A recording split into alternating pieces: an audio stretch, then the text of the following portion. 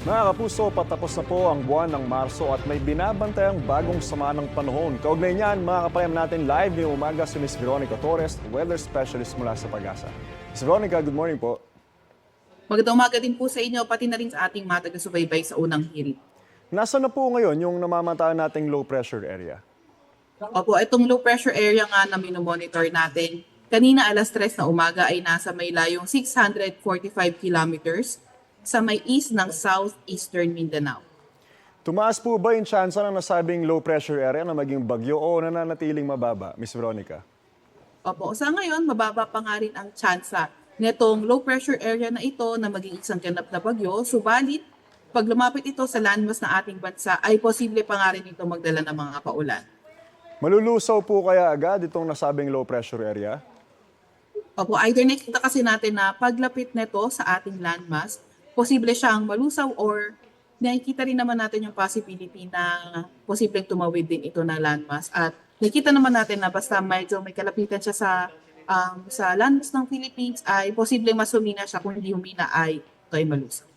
Saan po kaya magpapaulan ng low pressure at kailan po simulang mararamdaman? At hanggang kailan po kaya ito tatagal dito sa ating PAR?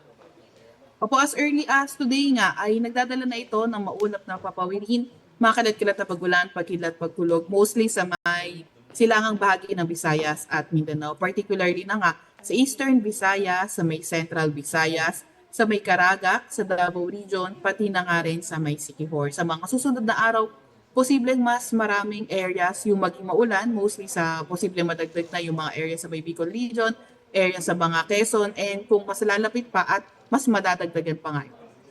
Patapos na po yung buwan ng Marso, Ms. Veronica, may hahabol pa kaya na low pressure area? Sa ngayon naman, maliban sa low pressure area na namomonitor natin ngayon, wala pa tayong ibang namomonitor na sama ng panahon sa loob or malapit sa ating Philippine Area of Responsibility. At last question po, magdedeklara na po ba tayo anytime soon ng tag-init?